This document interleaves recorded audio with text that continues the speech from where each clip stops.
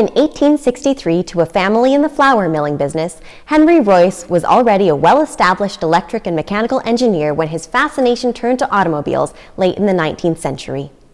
Reacting to his dissatisfaction with the poor performance and even worse reliability of his own automobile, a French de Coeville, Royce eventually embarked on building a car of his own design, which he created from scratch in Manchester, England.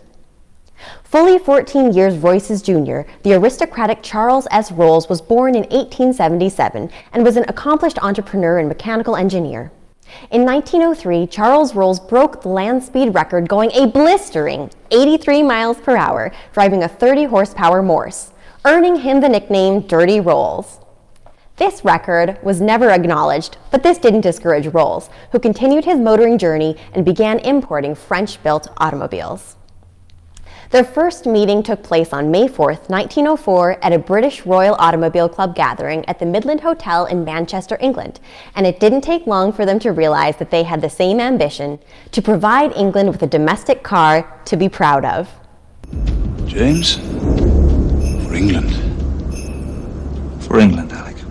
Royce almost immediately agreed to join forces with Rolls, whose first action was to take Royce's car back to London to show it to his business partner, Claude Johnson. The pair agreed that the mechanically minded Royce did indeed have the engineering talent to take on the motorized world. An unsung hero in the story, Claude Johnson later affectionately became known as the hyphen in Rolls-Royce for the kind of behind-the-scenes organizational work he did even before the company was formed. In early December 1904, the first Rolls-Royce, a two-cylinder model, went on display at the Paris Salon in France. It was very well received by the public, and 2 days before Christmas, a historic agreement was signed for C.S. Rolls & Co. to have exclusive rights to sell the car in Britain under the understanding that the new marque should henceforth be known by the name Rolls-Royce. Soon after series production began, the Rolls-Royce model range came to consist of 2, 3, 4, and 6-cylinder vehicles, in addition to prototypes of one of the world's first V8-powered cars.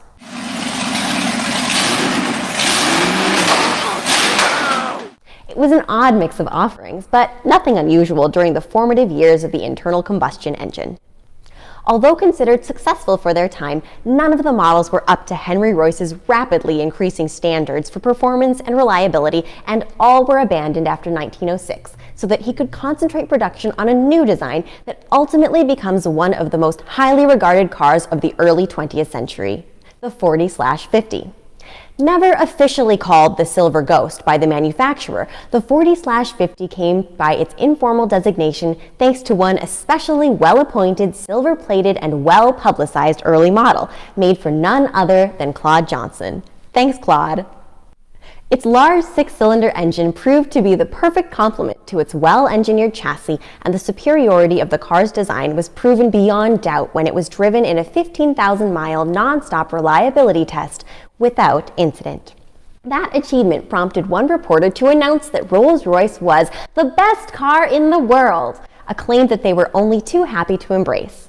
Following this claim, sculptor Charles Sykes designs the trademark Spirit of Ecstasy, based on the iconic actress Eleanor Thornton. The Spirit of Ecstasy encapsulated the pursuit of personal liberty and still stands on all Rolls-Royces to this day. But Charles Rolls would never see the success of the venture that bore his name, dying in an aviation accident in 1910. Henry Royce persevered despite the loss of his partner and friend, and the views about the quality that they had shared grew ever stronger. He distilled his own beliefs about building cars with the now famous phrase, "The quality remains long after the price is forgotten," words that came to characterize the philosophy that guided the company.